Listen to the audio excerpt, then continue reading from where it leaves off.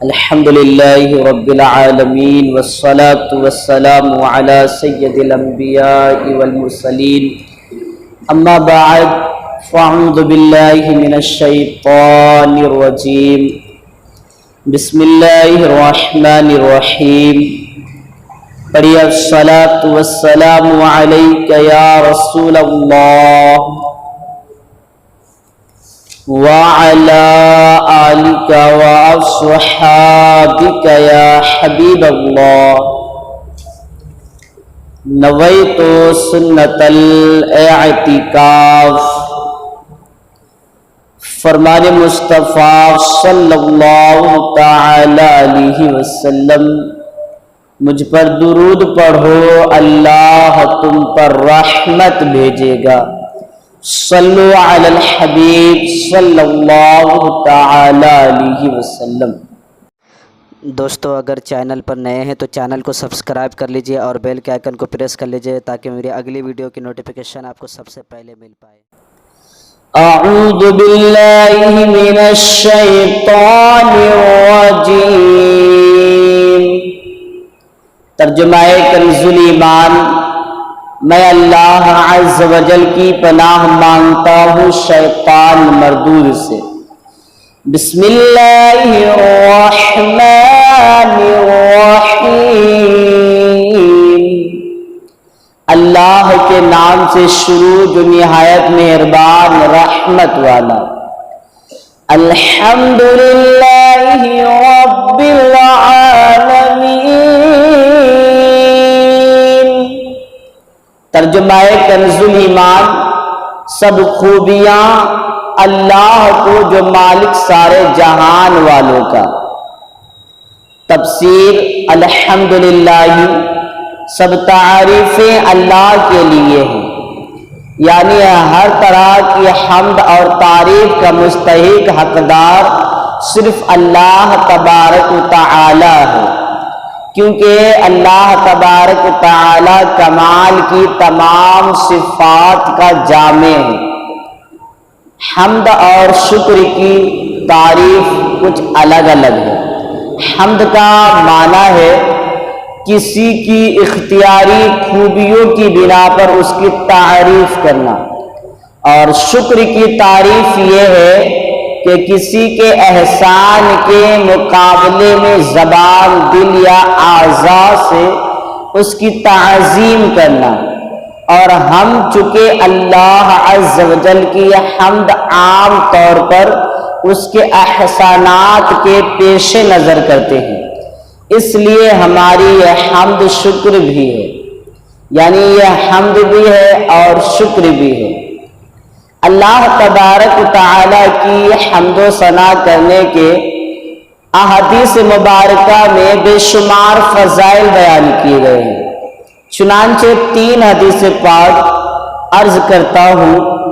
Number 1، حضرت سیدنا انس بن مالک رضی اللہ تعالی عنہ سے روایت ہے، نبی کریم رؤوف الرحیم صلی اللہ تعالی علیہ وسلم نے ارشاد فرمایا، اللہ تبارک و تعالی بندے کی اس بات سے خوش ہوتا ہے کہ وہ کچھ کھائے تو اللہ تعالی کی حمد کرے، اور کچھ پیے تو اللہ عز و جل کی حمد کرے۔ یعنی جب کھانا کھائے تو کھانے سے پہلے دعا پڑھ لے اور الحمدللہ یوں کہہ لے، اور اسی طریقے سے پانی پینے کے بعد یا پانی پینے سے پہلے الحمدللہ اور پینے کے بعد الحمدللہ رب العالمین کہہ لے، تو یہ اللہ کی کھانے اور پینے کے وقت حمد کرنا ہے۔ دوسری حدیث پاک میں حضرت سیدنا جابر بن عبداللہ رضی اللہ تعالی عنہ سے روایت ہے، حضور نبی اکرم صلی اللہ تعالی علیہ وسلم نے ارشاد فرمایا، سب سے افضل ذکر لا الہ الا اللہ ہے، اور سب سے افضل دعا الحمدللہ ہے۔ تیسری حدیث پاک میں حضرت انس بن مالک رضی اللہ تعالی عنہ سے روایت ہے کہ حضور اقدس صلی اللہ تعالی علیہ وسلم نے ارشاد فرمایا، جب اللہ تبارک تعالی اپنے بندے پر کوئی نعمت نازل فرماتا ہے اور وہ نعمت ملنے پر الحمدللہ کہتا ہے تو یہ حمد اللہ تعالی کے نزدیک اس کی دی گئی نعمت سے زیادہ افضل ہے۔ یعنی مثلاً یوں سمجھ لے کہ اللہ نے کسی کو آنکھ کی روشنی نہیں تھی تو روشنی دی، آنکھ کی روشنی ملنے پر، بینائی ملنے پر اس نے یہ کہا الحمدللہ، تو اللہ تبارک و تعالیٰ کا یہ فرمان ہے کہ میں نے جو نعمت دی ہے اس نعمت سے بڑھ کر اب اس کا الحمدللہ کہنا ہو گیا ہے۔ اس قدر اللہ کو نعمت ملنے پر کوئی شکر ادا کرتا ہے تو پسند آتا ہے۔ میٹھی میٹھی اسلامی بھائیوں، خطبے سے متعلق شرعی حکم کیا ہے سماعت فرما لیجئے۔ خطبے میں حمد واجب، کھانے کے بعد مستحب، چھینک آنے کے بعد سنت، حرام کام کے بعد حرام اور بعض صورتوں میں کفر ہے۔ یعنی جب نماز جمعہ میں امام صاحب خطبہ پڑھتے ہیں اور اس میں اللہ کی تعریف کی جا رہی ہوتی ہے تو یہ واجب ہے، کھانے کے بعد مستحب ہے کہ کوئی اللہ کا شکر ادا کرے۔ اسی طرح جب چھینک آئے تو الحمدللہ کہنا سنت ہے۔ الحمدللہ کے لفظ للہ، اس میں اس کا ترجمہ ہے اللہ کے لیے۔ اللہ اس ذات اعلیٰ کا عظمت والا نام ہے جو تمام کمال والی صفتوں کی جامع ہے، اور بعض مفسرین نے اس لفظ کے معنی بھی بیان کیے ہیں، جیسے کہ اس کا ایک معنی ہے عبادت کا مستحق یعنی حقدار، دوسرا معنی ہے وہ ذات جس کی معرفت میں عقل حیران ہے، اس کا تیسرا معنی ہے وہ ذات جس کی بارگاہ میں سکون حاصل ہوتا ہے، اور چوتھا معنی ہے وہ ذات کہ مصیبت کے وقت جس کی پناہ تلاش کی جائے۔